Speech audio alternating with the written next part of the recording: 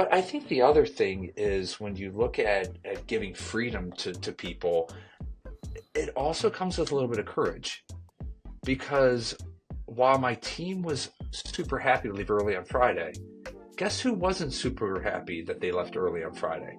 The other managers and my leaders. And so they would complain to me. They would call me and say, "Why are you letting your team go early?" And I'd say, "We got our work done." And so it became a bit of a friction point with me and the leaders of the company. In order to empower people, I had to also have some courage to say, "Hey, we're going to do it this way, and this is the right way to do it, and I'll stand up for our team and for you guys." And so through that experience, I started to realize, like, what if we started to empower people more to make decisions on when they work and how they work and the work they do, so that now they can kind of realize some of the benefits of that instead of me saying, "You have to work at this time doing these things." All right, guys, welcome back to a brand new episode of the All Innovation, the AI podcast with me, your host, Keenan Hart, and my co-host, Dante McLean. We have an amazing individual here with us today. We've got Bryan Gillum, who is the founder and CEO of CMax Advisors. Now, CMax Advisors is an innovative consulting firm dedicated to helping businesses grow strong teams. The landscape of business and teams has changed incredibly, Bryan, over the last couple of years. And we're really interested to kind of hear what you've been seeing from the ground floor level on how different organizations are formulating teams, what it means to be a team today. But we also want to dive into your journey as well. But before we start getting into this, Bryan, question for you. Okay. How's your heart doing today, man? My heart, man, it's like as big as can be. I got a big heart. You know, one of the things that I love is hearing that answer to that question, because it's so easy to kind of get into the minutia, right, of the back and forth, but really understanding who you are and how you're doing in this world is super important to me. You know, part of your story that I'm really interested in is you're a part of an elite club. The fact that you started CMax Advisors over 15 years ago means that you have been doing some things right, but also you're in the game for the long term. I was looking at a statistic this morning and it said 78.6% of businesses fail after 15 years of being in business, and you're well beyond that, man. So huge congratulations to you, seriously. Thanks. That's interesting. Didn't know that. Bryan, your Yes. question from our previous guest was, if you had a magic wand and could create one innovation for the workplace, what would it be? Oh, I would say innovation where we always had people's top two or three motivators available to us in the moment for every person at every given time. I always know what's motivating them. I love that, because that's changing, right? Depending on the season of life, the time that we're in, we're going to see those different motivators, and being able to understand that as a leader would be incredibly powerful. That's I love that response. That's incredibly powerful. So my first question for you today, man, is in our previous conversation, you talked about we are in something called a no wait generation. What does that mean to you? Well, I think that we have we can start with Gen Z who grew up getting everything that they want when they want it, from their French fries from McDonald's in 30 seconds on their front porch to their favorite package from Amazon getting delivered in minutes at their door. Back when, gosh, I'm going to sound really old, but I remember Columbia House, where you would order like CDs and tapes on in a magazine. You get them like 6 weeks later, and you get them in the mail. And we all still owe Columbia House like $110 or something for that bill that came. They said it was a penny, but yeah, I think that the Gen Z is a generation of not waiting, but I'm as guilty as anyone else. So, I mean, I want things now instead of having to wait. And so I think that what has happened with a generation of getting things right away, we see Gen Z kind of having access to immediate information and getting what they want immediately. We say, sure, that seems good. I'll take that too. And as a result, I think our society has become very impatient. How do you think that has bled into, I'm kind of curious, how do you think that's bled into the workplace, right? So we have Gen Z who has become or has grown into becoming less patient, but also those effects, like having Amazon. There's a joke where you have Amazon before, right? You have Amazon Prime, you have Amazon Prime now, but the next generation of it is Amazon before. I want it to like know what I want before I even know I want it, Oh, right? I love it. Yeah, I love it. And so how has this impacted the workforce today? I'm Well, curious. I mean, everything from we used to go to a meeting, sit in a conference room, wait for everyone to show up for as long as 10 or 15 minutes. Hmm. Now we have virtual meetings where if somebody doesn't show up in 2 or 3 minutes, we say, okay, that's not going to happen. I'm out. Right? Yeah. So even in just the day-to-day interactions with people, meetings to waiting for information from somebody, waiting for somebody to respond, if we don't, in our work, if we don't get information within seconds, we either move on to try to find it somewhere else, not telling the person that we're trying to get the information from that we've moved on. So they're still trying to find information for us. We've moved on to try to find it somewhere else. Or we've moved on to the next thing and said, okay, I can't get that information and now I got to do something else instead. So I think that what it leads to is we also maybe are not, we don't persevere as Hmm. much as we used to because perseverance requires patience. Perseverance is really interesting to me.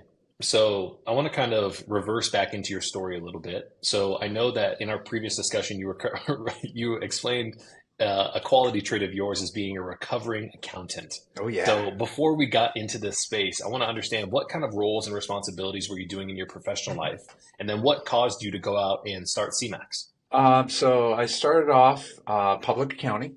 So I would go out and do audits of companies, making sure their financial statements were accurate. And the way I describe I've always been gifted in numbers, but I'm not a great rules follower. Hmm. That is a bad characteristic for an accountant. So accountants are great at numbers, but also love rules. So I would go into situations and say, why do we have to follow this rule? And why do we have to follow that? And I would drive people crazy. But what I found about myself, and this is, I'm also very analytical. And so I loved the opportunity to lead people. In accounting, in my career in accounting, I had the opportunity to lead a lot of people, a lot of really talented, smart people. And what I also love doing is analyzing those people and the people I worked with and people I worked for to understand what motivates them, what drives them, what they get inspired by, what they run away from, what they're afraid of. And so what I realized is while I love numbers, I have an analytical mindset. And I then took that from numbers to people. And so that's what really caused me to start CMax is I loved analyzing people. And so I wanted to work more with people to understand why do they do the things they do. We started off doing a lot of recruiting and then evolved into delivering a lot more leadership development, team effectiveness consulting, and coaching as well, where we really, in all three of those, we get to understand what drives people, what motivates them, what do they run to, what fears do they run from, and then how can we help them succeed and be more effective in the role.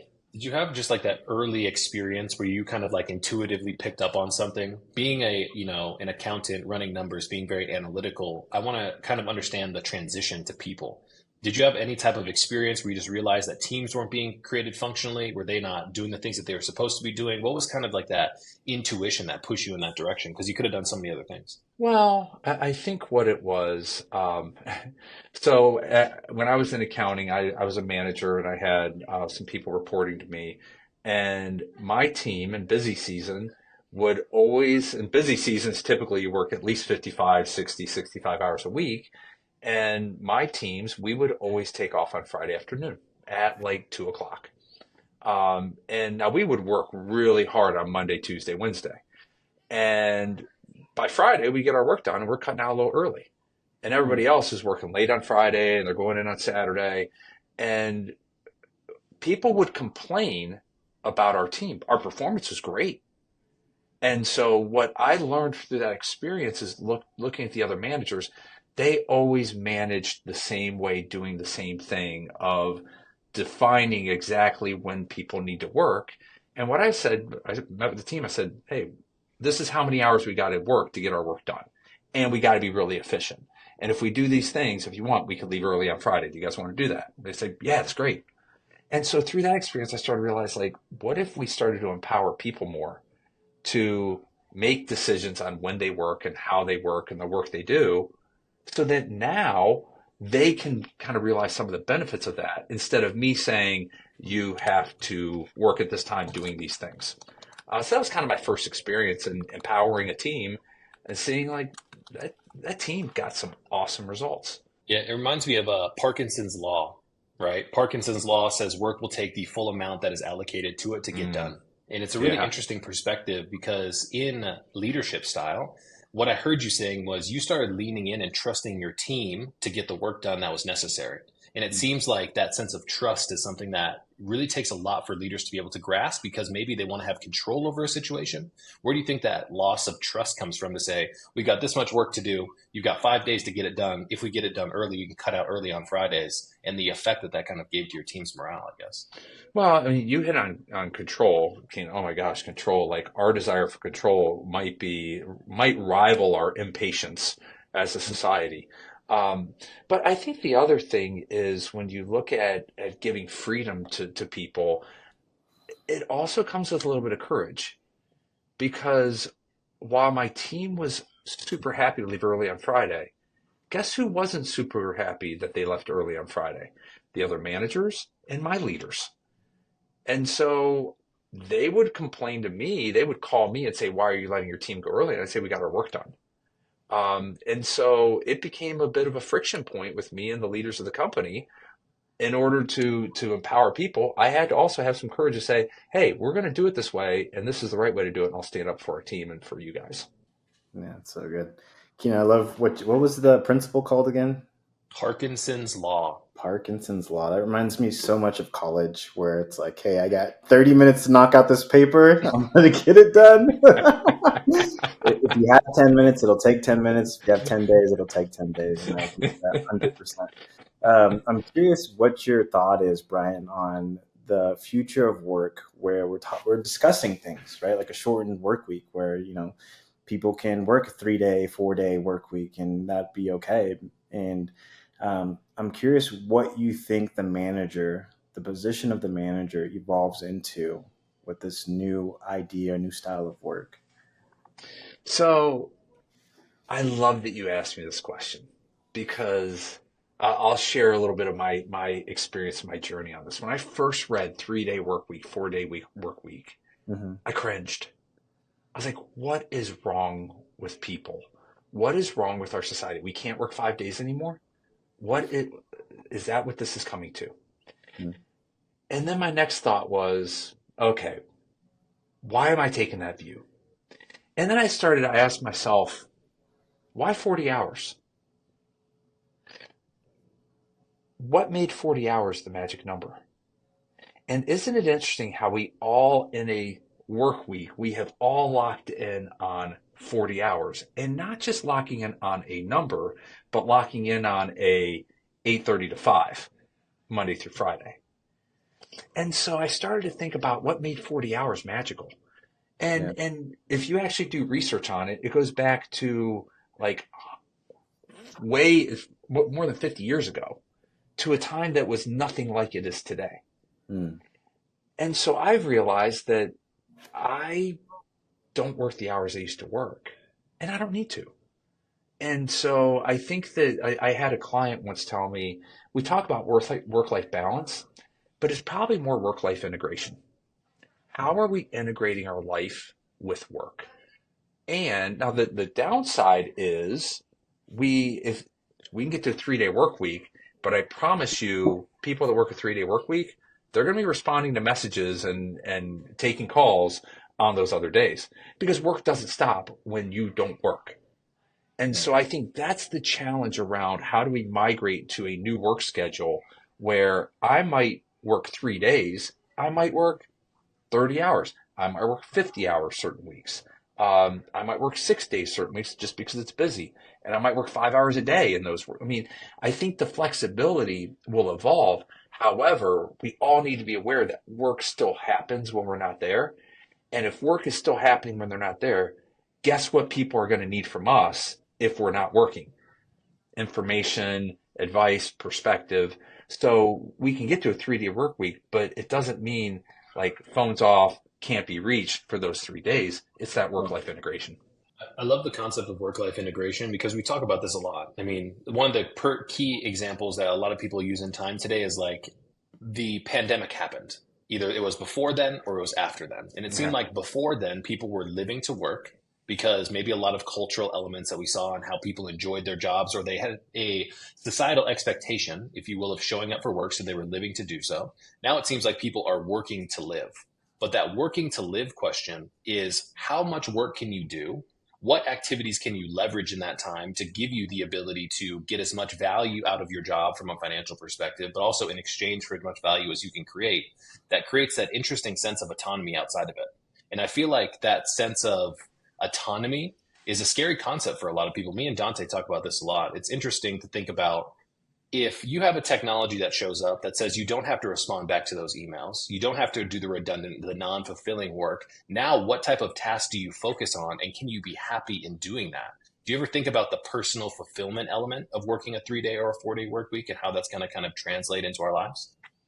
Personal fulfillment. Yeah, and I probably view it a little bit differently because I know a lot of people, and I am one, and I was even more so one. I'm fulfilled by my work.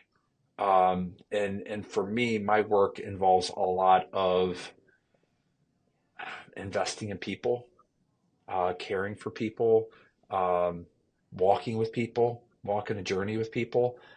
And so I think as I look at like a 3-day or 4-day work week, I don't view that ends. I mean, I'll have employees call me on a Sunday afternoon. Hey, can we talk for half an hour? Yeah, sure. I have clients, some of my closest clients, they'll call me on a Friday evening and we'll talk. So I kind of don't look at it as time based. I look at it as, where do I get fulfilled in my work? And I realize I'm probably different than most people. I think of the people who work for me, they don't find nearly the fulfillment in their work that I do. Maybe it's because some of the tasks they're doing, or maybe they're just not wired for it. And that's not a judgment statement. It's just, we're all wired differently. And I don't find nearly as much joy in playing video games as a few of my employees do, right? So we all have different values and different things that fulfill us. And so I think it's finding that balance between the fulfillment at work and doing the work that creates the value that generates the income to pay the people. It's interesting time for me because I feel like in hearing you say that, me and Dante very much align with we get an incredible amount of fulfillment out of the work that we do. So switching to a 3-day or a 4-day work week seems like we're cheating ourselves out of the things that we enjoy. For sure. But it seems like society in itself has almost blanket prescribed the idea of what work fulfillment looks like. Do you ever find kind of an intuitive rub against that? Because yes, you're right. Your employees probably don't care about the business and fulfilling others as much as you do. But it seems like everybody's pushing this narrative on a lot of people today that says a 4-day work week is the best for you because it's the best for the macro.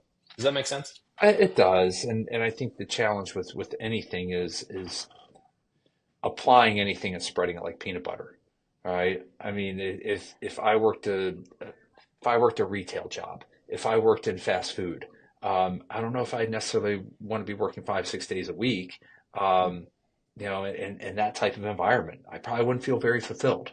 That being said, if people aren't willing to work those roles, guess what we're not going to get when we want our Big Mac and fries? Somebody's got to make it, right? If I'm sure that I would not love being an auto mechanic, but I sure do appreciate the work they do when my car breaks down. Yeah. And so I think that I try to look at it through a lens of work. Work means a lot of different things to a lot of different people. I work in a professional environment. I work in a role where I am very flexible, very accommodating, but also very available. I also have clients in manufacturing. And their workers can't step away from a manufacturing line because if they step away from the manufacturing line, it might go down and now they might need hours to get it back up and running. An auto mechanic, they can't step away from their work. They can't be available virtually. So I think it's important as we think about any change to work, whether it's remote work, work schedule, how do we pay people for work? I think we've got to be aware that people work in a lot of different environments in a lot of different roles that require a lot of different skills that also bring a lot of different levels of fulfillment. I'm curious your take, and I love what you said, Keenan. I send Keenan text messages at 9 p.m. on a Saturday about work, and sometimes he'll respond. Most of the times he, hit or miss. Or But are you sleeping? yeah, Maybe. but I'm curious on this piece of finding your passion. Like, what does that Mhm. mean when you're to you, especially in the world that you're in, especially hiring employees, dealing with different firms? What does finding your purpose and passion really mean to you?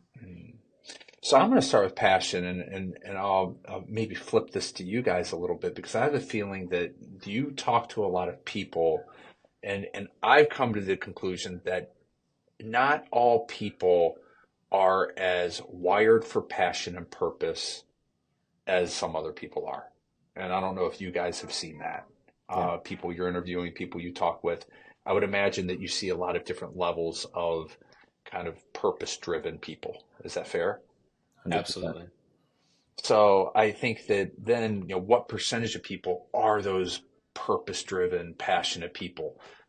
I am one of those. I mean, and you guys can probably tell I am like hardcore, purpose driven, passionate. And so what I found is the people that are really driven by it generally find it Mm. because they go through a period of life where they're so frustrated and so disappointed and um, so disenfranchised by whatever it is that they will just keep running into walls until they finally find the door. But I think some other people are like, hey, I'm just going to go to work. I just want to make my money. I don't love my job, but you know what? I can't wait for retirement. Um, and they might not be as hungry for purpose and for passion. What do you, Yeah, Dante? Do you agree with that? Is that something you guys see? I think it's especially in this day and age, a lot of people want the lifestyle, right? I think that's been Mm, a big pull for people, especially in this digital age. People want to work remotely. They want that laptop lifestyle. But then when it comes to like learning the skills to achieve that, that's where it's like, hey, this isn't as fun as I thought it was going to be, or it's more challenging than I thought it was going to be. And so I've seen I've seen the split between desiring the lifestyle and then actually, having the competence to fulfill that is mm. what I've observed. Comes back to patience, right? Yeah, Because you it got to be does. patient in order to learn the skills and be able to have that lifestyle. Yeah, 100%. For me personally, it was in deploying the patience. I stumbled across a moment in time where the pain of staying the same Hmm. outweighed the pain of change. Oh, it has to. And 100%. And I would love to know, Brian, so when was your moment of the pain of staying the same, then surpass the pain of change? What was that kind of like in your career? Ooh. Um, so as when I was an accountant, um, I worked really hard and I was having I was doing pretty well in my career and I wanted to be a partner in a large public accounting firm. Um, and my my leader told me I just needed to be more technical. Um, I needed to be more proficient around FASB 109 and revenue recognition. Like exciting stuff, right, guys? Yeah. Isn't that gonna like get you going in the morning? I said, you know what? What if I, I'd rather? It's just not. That's not for me. But I see that there are a lot of people around me, and there are very few people at my level at this firm who could maybe sell. And you're a sales partner. I'd love to be a sales partner. Mm. Um, and so, can I get on a path, getting on like a track of being more of a sales partner down the road and being less technical? And he said, you know what, the way of the world is becoming more complicated, and accounting is becoming more complex, and the firm is investing in people who will be more technical. That's not me. I'm just not a technical accounting person. And so for me, it was like, okay, so what does that look like then? If I'm not going to have a career as a future leader at this firm, what am I going to do? And how can I go sell, and how can I go work with people, and how can I go invest in people and help them grow? What we're talking about is a superpower, which I feel like more people need to be able to deploy today, which is self-awareness.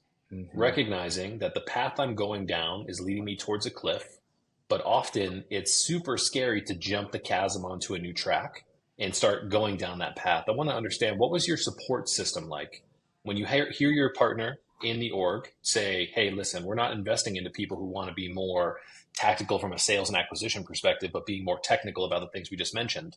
What do you do when you go back home? Do you have a conversation with your partner that says, hey, I'm not going to do this anymore? What was that support process like for you? Um, I probably I didn't say much.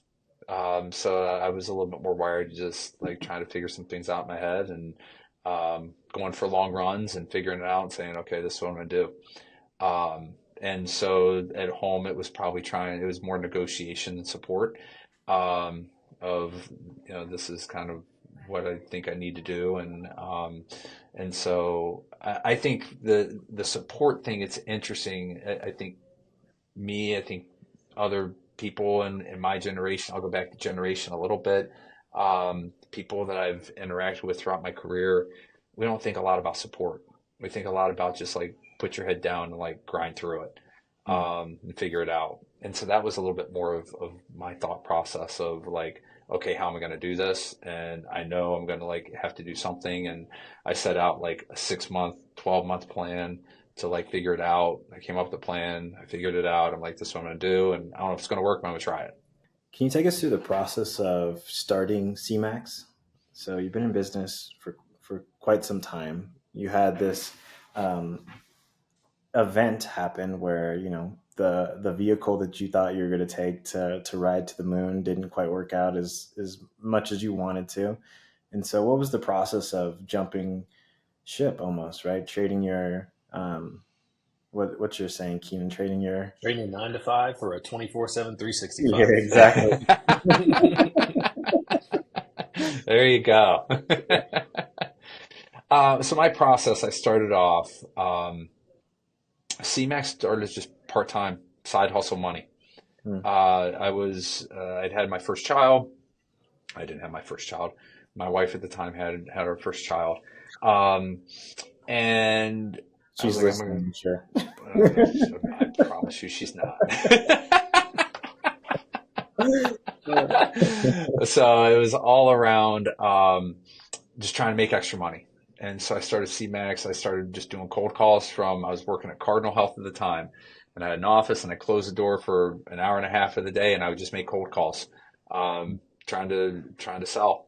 And I picked up a couple clients, and I do that nights and weekends, and kept my day job during the day, and did that for about a year and a half, until finally I took a part-time job somewhere else so like this could become my full-time thing, and then it just became over time more and more time dedicated to the business. So I always talked about it.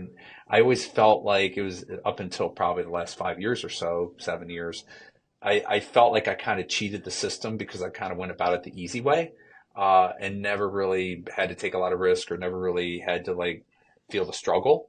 And so then by this point, I finally got a chance to feel it. I was blessed with the opportunity to struggle. Why do you say it's the easy way? I'm curious what you mean by that. I mean, doing Well, cold calls for most people to close business is not the easy Easy way. well, I think that the way I think of the hard way of starting a business, the risky way of starting a business, is to walk away from something you're doing and diving into it. Go all in, yeah. It's more risky. It's harder. There's a lot of stress associated with it. A ton of risk. And I never did that. So I had kind of like started something part-time, and then the part-time just continued to increase, and the full-time kind of decreased. And so I never really had that risky, like, jump in, okay, like, is this going to work? moment, if that makes sense. There's always kind of easy, and it's just, okay, hey, I'm making more money, and I'm going to like reduce my hours now. This is a beautiful concept to me because, especially in the lens of social media today, I feel like so many people say it's either camp 9 to 5 versus camp entrepreneur. And you can't do both at the same time, which puts a lot of pressure and really shortens the runway, if you will, of trying to stand up your entrepreneurial dream. So, do you feel like because you did the side hustle, we're doing the stuff on all the down hours that you gave yourself the air cover and the enough, I would say, a longer runway to kind of take off CMax? No, for sure. Yeah, it was. I had. I mean, my goal was within 3 years to be full time doing CMax, and it was about a year and a half to 2 years when I actually did it. But yeah, I mean, I was able to build up a lot, a much easier way of adding employees, of building it up, because I had full time income coming in, and I didn't need to take a full time salary out of the business. So it just gave a ton of flexibility. And I tell people that if you want to start something, start it on the side, start a side hustle, see how it works, and then find a full time opportunity that gives you the flexibility to scale that down as you scale the other one up. 100%. For all the people listening right now, all the founders or potential founders, what's a piece of advice that you would give to them in starting a side hustle and trying to lead with passion or an interest? So the best advice I received when I started was don't marry your concept.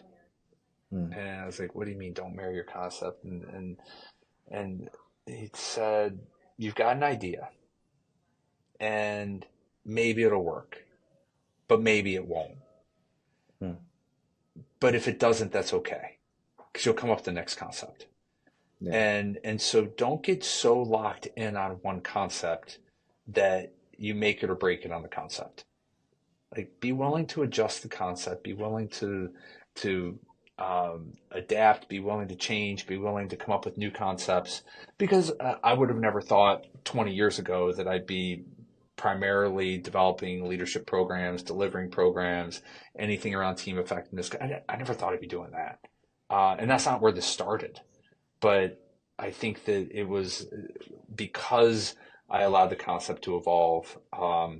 It was first of all, I think it's much better today than it's ever been. But it's also we wouldn't have made it if I was so locked in on one concept. Do you feel like the ability for you to be curious enough in the early days is what kind of helped you be successful? Because my question was really kind of tied around the idea of like imposter syndrome.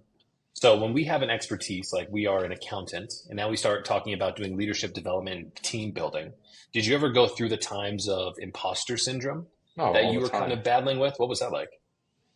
I mean, I, I have had points in my life where I've had way too much confidence and way too much pride.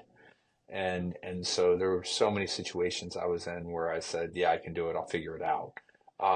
Sometimes I did, sometimes I didn't. And I still acted like I did. And so I think that for me, it was probably the pride that led me to have the imposter syndrome and say, and then once you do it a few times, you're like, oh yeah, you have unbelievable confidence. We're like, yeah, I figured it out. I'll do it again. Um, and so I think that, and I'm naturally, I'm sure we'll get back to curiosity in a second because I've always been super curious. And so I think those combined with like, I've always been curious. I've got this like natural, like, okay, yeah, I'll act like I can do it. Um, Whether I can or can't, I'll act like you step into a room and you command the room. You can you can not know what you're talking about, but if you deliver it the right way, people will believe you. I want to dive into that curiosity bit a Oh little bit. yeah, So, in our previous conversation, we got really lit up about the concept of curiosity, and we I were love going it. through the lens of leadership today Hmm. because in a new world, in a new landscape of business, what got us here is not going to get us there. And Mm-mm. deploying curiosity to look at every situation with honesty and be humble enough to say, maybe we're not doing this right. Who should I look at? What ideas can we listen to from our team are going to help us get there much faster? So what's your kind of 2 cents on curiosity? Oh, Keenan, well, you just hit humility also. And I think they go hand in hand. And so for every conversation, every interaction, and I fail at this all the time, but my goal is any conversation I'm in, what's their perspective? What are they trying to get out of it? What are they looking for from me? To do that now, it's naturally curious, trying to figure out somebody's perspective, because we don't walk around with like labels on our forehead saying, this is what I'm looking for from you in this conversation, right? Nobody ever does that. But every time we're in a conversation, we all have certain things we're trying to get out of it. And so every conversation I'm going into, I'm trying to be aware of, what are they trying to get out of this? What do they want to have happen here? What is success look like for them? Now, I try to also couple that with humility to say, can I give that to them? And can I help them accomplish what they're trying to accomplish? But humility, what does that mean? I'm raising their importance and lowering my own, right? And so I think in order to really be successfully curious, here's what I learned.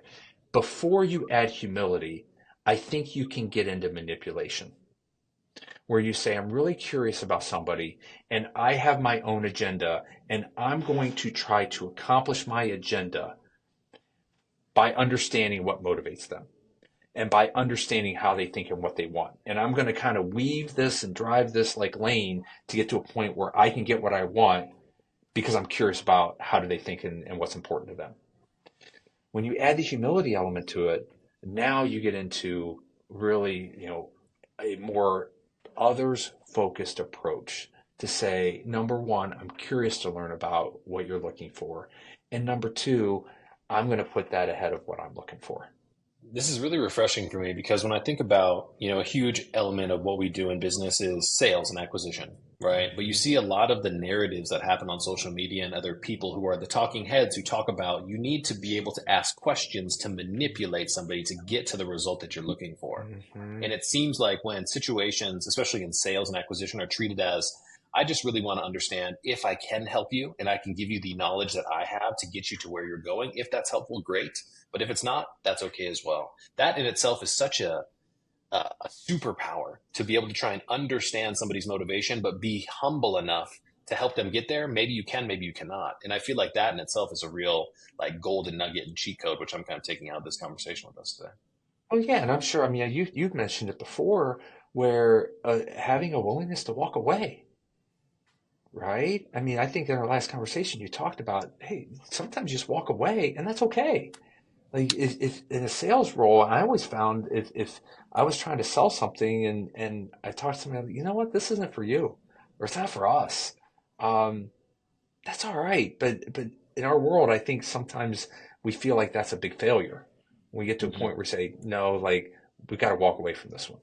I'm curious your thoughts on the shifting landscape with a new generation coming into the workforce and how that's affecting leaders today. We had a great conversation last week with a leader who's, I'll keep their name private, but they're basically like, hey, I have a group of very successful CEOs. We all talk about the new generations coming in, even the millennials, so millennials back, and how it's difficult to get them to be as motivated as previous generations. And they kind of poke holes at the CEOs now saying, hey, like, I'm not impressed by you and I don't need your job and I'll go work somewhere else and I'll take less pay because I really enjoy feeling fulfilled by the mission of the company. So this new generation is different, right? I'm sure every generation says that, right? The previous generation, that'll go on forever. But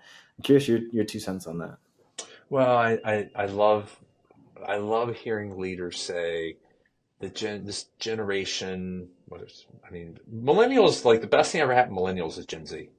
Took the focus off us. Yeah. And the best thing that's going to happen to Gen Z is Gen Alpha. Right? Yeah, exactly. But I love when leaders point to young people today and say they just aren't motivated. And I quickly think about what that means. So if they're not motivated, motivated what? Based on my values? Based on what's important to me? Based on the way I think they should act or the way they should behave or some of the things that they should be, kind of doing or saying or keeping a schedule or structure or plan, but whatever it is, they're not motivated based on my values. Okay. Are my values the only values? What are their values? Yeah. How important are their values and are there values I should be considering and thinking about? Right? And so it seems like in the total generational, Gen X is a money motivated generation. We are. And that's, we grew up, Pimp My Ride, Cribs. I mean, those are hardcore Gen X, like, yeah, those are my shows, right? Younger generation, the newer generations, they don't care about as much about money. Is that good or bad? It depends on who you ask. It's different. And so I can't say, I care about money, you don't. You need to care about money. I mean, how's that going to work? You can't change people's values. But instead, we need to think about, okay, I care about money. You're not doing the things I want you to do to make more money because you don't care about money. What are the things you care about? How can I help you accomplish those things that then can maybe help me accomplish my things? This reminds me of, I'm not sure if we were talking about this in our previous conversation, but I mentioned a podcast that I recently saw with Deion Sanders. So coach at University of Colorado Buffaloes, right? Somebody asked him in a podcast, Deion, how do you motivate all these different types of players, right? They're coming from different backgrounds, different generations, sometimes around the cusp. So what do you do? And he said, you know what I have to do? I have to spend time with all my players. I have to get to know them. I have to understand what motivates them. Sometimes I need to yell at somebody. Another kid, I just need to give him a stern look. Sometimes I have to pull him in private. Sometimes it only takes a comment, and I get these kids fired up. But the only way that I can do that is by spending more time with my team. And going back to where we started today's conversation about the no-wait generation, it seems like our leaders need to be a little bit more patient in kind of how we spend time getting to know our team members so we can understand what truly motivates them. Is it the title? Is it PTO? Is it flexibility? Is it compensation? These are all different levers that you can pull on for the individual person. And I feel like we need to get back to the human element of business to realize, as a great leader, how do we motivate individuals based on their own drives and get the most out of them as people? I feel like it keeps coming back to that same humanistic element time and time again. I love that, Keenan. Let's look at it through a lens of, instead of like, what do we need or what do we want or what should people do or why are they doing this? Let's get to, like, let's walk the journey with people. Let's just walk the path with people and walk their lives with them and be there for them and understand them better and provide perspective and partner with them and laugh with them and coach them and teach them and learn from them. And I mean, let's just like walk with people every day. And that is like Coach Prime's like, yeah, that's what he's saying. I need to walk with people. I need to walk with them every day. Know where they are. And Keenan, I love how you started this. Like, where's your heart? Right? That's not about like, what are we going to do or what it's all around like, hey, let's walk life a little bit first. It's super inspirational when I hear you kind of put it that way. Because this is what these connections and these conversations are really about. It's the connection, right? We met each other virtually. We didn't know what was going to happen in our conversation, but we've been able to touch on these same lived experiences. You're farther down your entrepreneurial journey than us, so we look up to you. We ask you questions, how you navigated things. And I'm just older. Let's be clear. I'm just older, Keenan. in the journey, it's just cool to have a sounding board of what me and Dante always talk about. Is like, this is almost like a brotherhood, right? And a sisterhood of entrepreneurship. We've all been through these experiences and we need to share these elements more because it's very isolating out here. You know what I mean? Being by yourself, being the leader. We don't have a lot of people we can turn to, but hearing conversations like this invigorates other people, like even Dante's conversations, right? If you had advice for another founder, another CEO who's in the journey, who's looking to get specialized in their own area of expertise, what would you say to them? And your words are so valuable for us, man. We really appreciate your Well, time. let's take this one step further, because first of all, I mean, you guys are the best. I love. I'll talk to you guys anytime, because I learned so much from you guys. But as men, can we stop acting like we know everything? And can we stop walking into rooms thinking that we need to be perfect and we need to have all the answers? I was just talking to my son about this last week, and my son, and I'll really short story on this. He is a smart kid, great looking kid. He's got a presence about him, and he hates attention. And I said, man, I was like, you need to embrace who you are. And he's like, Dad, he's like, whenever he looks at me, I just think I got to be perfect and like I can't mess up. I was like, no, man. I was like, you need public failure. You need to step up and you need to mess up in front of people. And when you do, say, I am just like you. Because I think our young men think they all have to be perfect and we're all like putting our chests out. Instead of like, you know what? Yeah, I'm afraid too. You know what? I'm scared too. I don't know if I can do this. We need to have more of those conversations as men. And those are so unpopular and hard to do. They're popular when they're heard, is what my experience is. So many people suffer in silence, Mm-hmm. especially now post pandemic. Like everyone suffers in silence, and it's leaders like you who say, "Hey, we got to talk about these things that I really, really admire." And Keenan and I are trying to be our own voice in this journey as well. And I just really appreciate where you're coming from, and it's so important. I almost feel like it's selfish to not share your story because so many people benefit from it.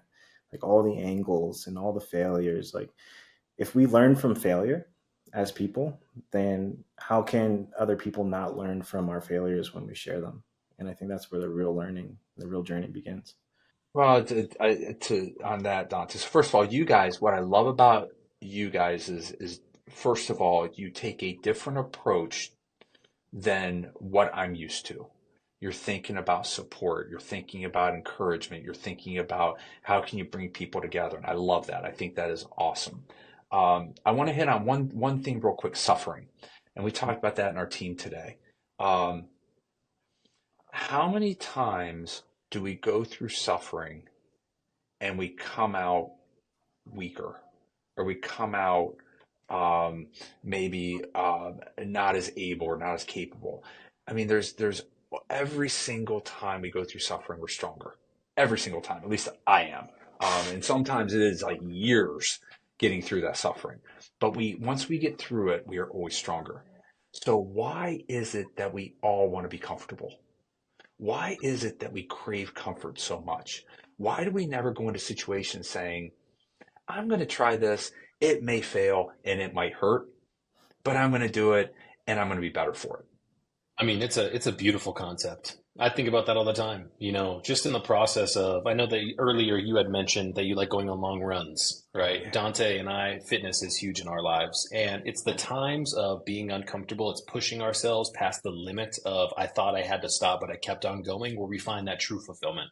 And just from the masculine perspective, because we touched on this a little bit earlier, life is hard. Life is tough. It's not an easy journey. And I think we can all accomplish a lot more when we give ourselves the grace to understand sometimes I do have to put myself in that uncomfortable position. I have to go fail publicly. Having these conversations is something that me and Dante weren't always comfortable with. And getting people to join this little circle of conversation is often sometimes tough.